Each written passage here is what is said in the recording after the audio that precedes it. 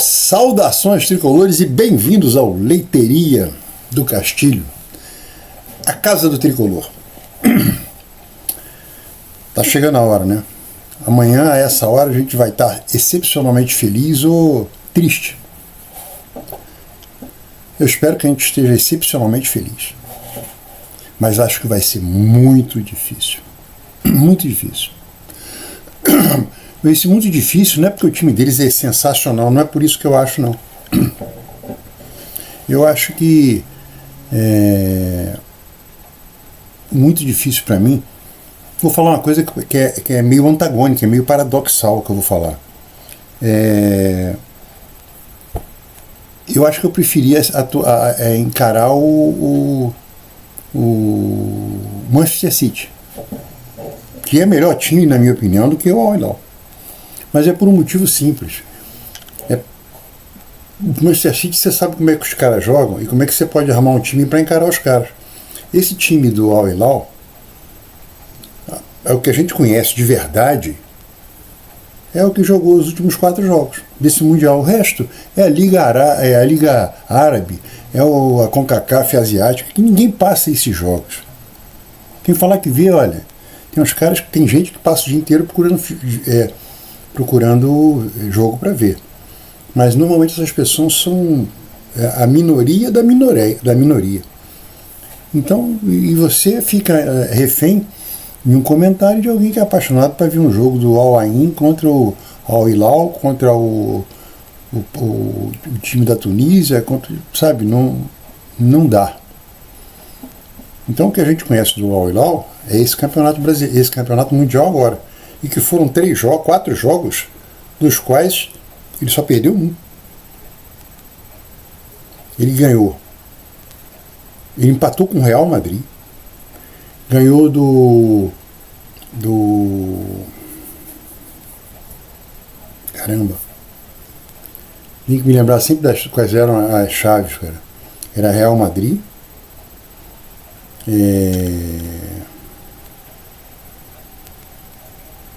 Stuttgart, né? O Stuttgart não, Salzburg, Ural Red, é isso? Ural Red e Al Hilal. Ele ganhou do Al Hilal, ganhou do Salzburg, empatou com o Real Madrid e ganhou agora do Manchester. Quer dizer, ele tem um retrospecto, um handicap bom, pô. E é um time que a gente tem 2 brasileiros lá, 3 brasileiros, tudo bem, cara. Mas eu estou falando, e outra coisa importante, o Inzaghi entrou lá. O Inzaghi tem 1 mês e meio que ele está trabalhando nesse time, que ele saiu. O Inzaghi era o técnico da Inter, que foi vice-campeão mundial. Então, o Inzaghi já começou, porque eles jogavam no 4-4-2. 4-4-2, se não me engano é 4-4-2. E nesse último jogo, pelos que eles falaram, eu não vi, tá? Porque eu não acompanho essas coisas, mas 3 jornalistas falaram que o Inzaghi já começou a mudar o time para jogar. Ele jogou contra o Manchester no 3-5-2. 3-5-2 não. Acho que no 3-5-1,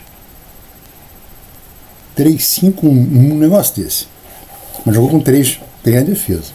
Se o Renato quiser espelhar como ele fez com a Inter, ele vai continuar com 3 zagueiros. E eu falei isso ontem, que o Al Hilal joga em cima do Malcolm, que é da direita.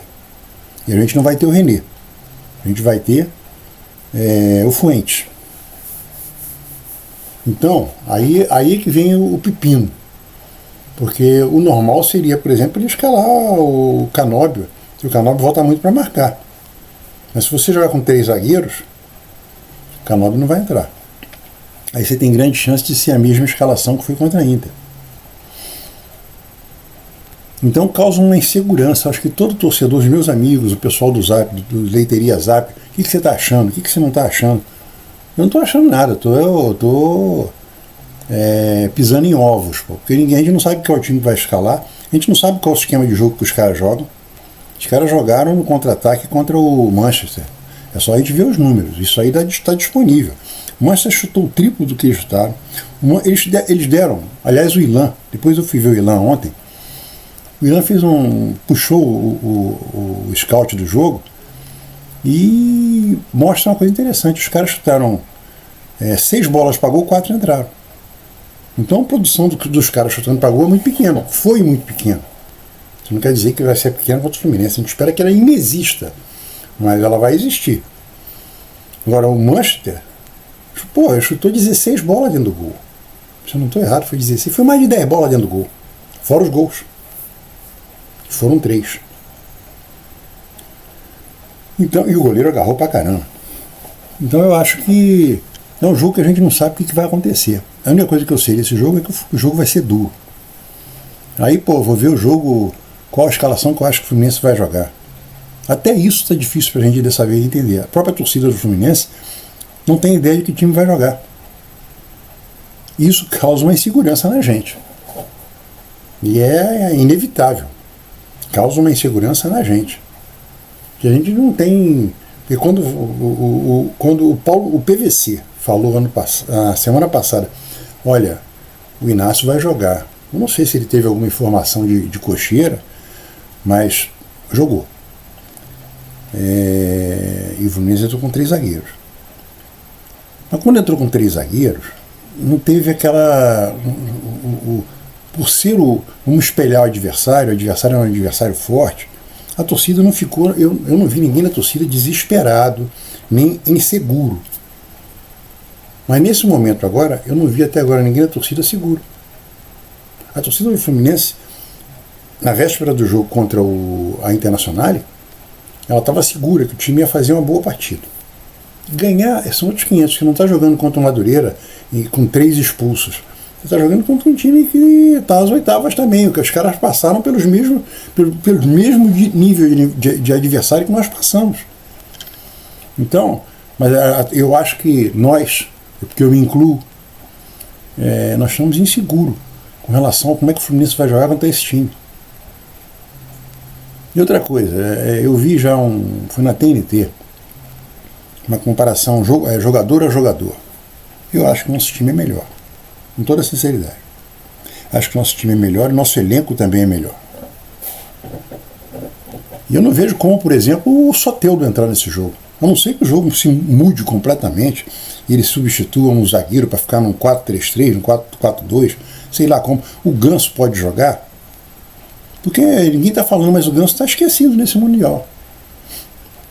Eu acho, por exemplo, que no jogo contra o Borussia não era realmente para o Ganso entrar. Não tinha espaço para ele. Contra o Ulsan, o Ganso não jogou bem. Não jogou mal, não, mas também não jogou bem. O que ele fez de bom foi 2 canhões que ele deu para gol com 1 minuto de jogo. E o goleiro salvou as 2. Com 2 grandes defesas. E depois contra o Mamelodi ele não entrou. E agora contra a Internacional ele também não entrou. E ninguém pode discutir que o Ganso é uma moeda forte que a gente tem no time. Sabe, você tem o Soteldo, o Soteldo não joga na mesma posição do Ganso. Então, eu não sei, existe uma certa insegurança em nós, na torcida. Não conheço uma pessoa que falou assim, nós vamos ganhar fácil, vai ser um jogo duro. A única coisa que a gente ouve falar é isso, vai ser um jogo duro. O Fluminense não pode... Isso eu falei ontem, esquece soberba, esquece esse negócio de, olha, vamos pensar com quem que a gente vai enfrentar, quem que a gente vai enfrentar. Não precisa pensar quem que a gente vai enfrentar, a gente já sabe. É o Al Hilal. Depois, só se a gente ganhar. Então a gente ganha primeiro. Esquece esse negócio de soberba, esquece de qualquer coisa para depois do jogo. Amanhã tem um jogo que vai ser um jogo. Espero que todos nós estejamos falando que será um jogo difícil pra cacete, mas que amanhã, essa hora, a gente está aqui. Devo ter tomado umas 4 cervejas.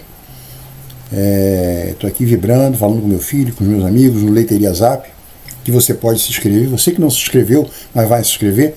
Se quiser participar do Zap do Leiteria, é um grupo só com o pessoal do Leiteria, só não são membros, não, são só as pessoas que leem, que estão aqui no Leiteria, são inscritos.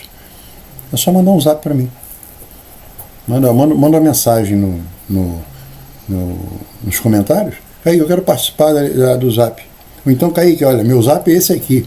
Aí eu pego você, inscrevo e te aviso. Você já está no Leiteria, pode começar a comentar. Falou? Mas é isso, acho que não tem... Eu espero que amanhã, nesse horário, a gente esteja todo mundo feliz da vida. Mas não dá para afirmar nada, porque a nossa insegurança é grande. Por exemplo, imagina que a gente passe amanhã. Nós ganhamos de 2-1, 3-0, 3-1, ganhamos. Nos pênaltis, não interessa, passamos. Aí, quando a gente for jogar, a gente já vai saber quem que a gente vai enfrentar, se a gente passar. Porque Palmeiras e Chelsea joga às 13 horas. Então a gente já sabe quem vai passar. Então, aí, ó, ganhamos. Agora o próximo jogo é terça-feira contra o Palmeiras, terça-feira contra o Chelsea, que vai ser outro jogo duro. Mas independente, se for contra o Palmeiras ou contra o Chelsea, são dois adversários que a gente pode saber como é que o time pode vir a jogar. E isso causa uma coisa boa para o time, para o Renato, para a comissão técnica do Fluminense, e também dá mais segurança para a gente. E são dois adversários difíceis. Se o Fluminense passar, eu espero que passe, são dois adversários difíceis. Palmeiras não vem jogando bem, mas o Palmeiras é difícil de você ganhar dele, mesmo ele não estando jogando bem. Amanhã contra o Chelsea eles vão ter 2 desfalques sérios. Palmeiras amanhã tem 2 desfalques sérios. E eu acho que é para o Chelsea, né, que o Estevão vai. O Estevão vai para o clube inglês, acho que é para o Chelsea. Ele vai jogar amanhã contra o time que ele vai. E vai ser um time que vai ter ele, vai ter o João Pedro. O João Pedro amanhã deve jogar contra o Palmeiras. Vai começar no banco, mas deve entrar. Eu acho que, de qualquer maneira, você encarar o Palmeiras ou encarar o Chelsea, são clubes que vêm jogando, que você passa na televisão toda hora. É a Liga dos Campeões, é a Premier League, é o Campeonato Brasileiro, é o Campeonato Paulista. Então você conhece. Você pode perder o jogo, porque os caras também conhecem a gente.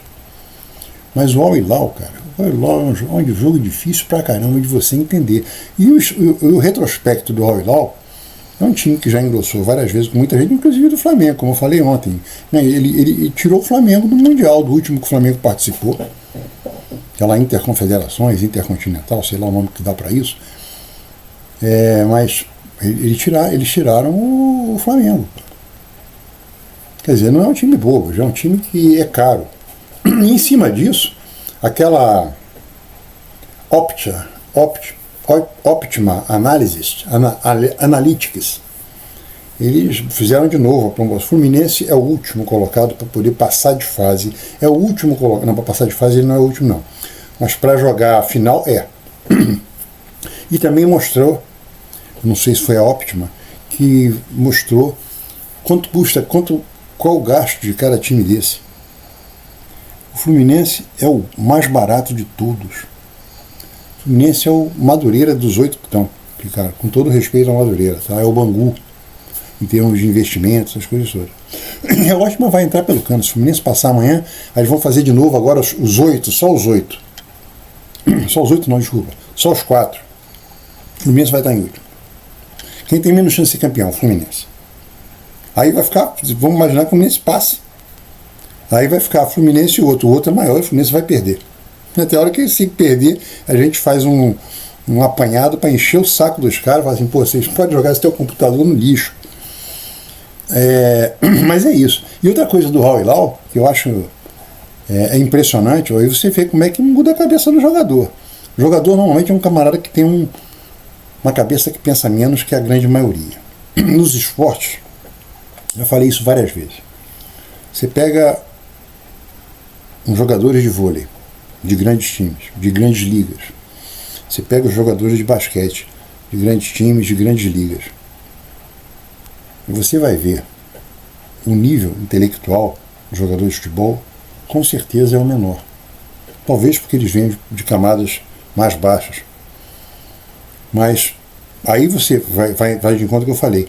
O sheik lá, o grão-vizir, não sei qual é o sheik, de um daqueles desses do fundo soberano da Arábia Saudita, deu de bicho.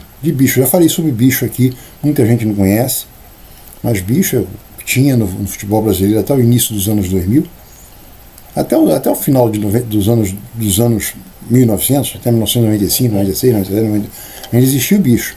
Principalmente quando tinha os bicheiros, né? Era um bicho por vitória, por empate. Você vai jogar contra o Flamengo. O Flamengo foi um Fla-Flu. O Fluminense ia jogar contra o Flamengo, ó, se ganhar, o bicho é R$1.500. Fora salário, fora tudo, R$1.500. Se empatar, vai ser R$750. Se perder, não tem bicho. Aí ia jogar, por exemplo, contra o Cabo Friense. Se ganhar, 750 pratas. Se empatar, não ganha nada. Aí esse Sheik deu um bicho para os jogadores do Al Hilal depois da vitória do Manchester. Deu 2 milhões da moeda deles. Rian, negócio desse. A moeda da Arábia Saudita. 2 milhões para cada jogador. Isso equivale a 2.900.000 reais para cada jogador depois da vitória. Quer dizer, os caras, o Malcom ganhou 3 milhões de reais. O outro lateral, o outro atacante brasileiro, ganhou 3 milhões de reais. O defensor, que é lateral esquerdo, que está jogando de zagueiro agora, porque, segundo eu vi, o Inzaghi pegou o back central, está jogando de back central mesmo. O outro back também está jogando de back central. Não, pegou o back central, um se machucou, aí ele pegou o lateral esquerdo, que é esse brasileiro, e botou também de zagueiro. E pegou o meio de campo e jogou para trás. Então são os três que jogam no 3-5-2 deles. Um era o lateral esquerdo, que está jogando de lugar do Freitas, fazendo uma analogia com o Fluminense. O Becão, que era o Thiago, que era o Ignacio, e ele pegou o Bernal e colocou no terceiro homem. Foi isso que ele fez. E esses caras ganharam 2.900.000.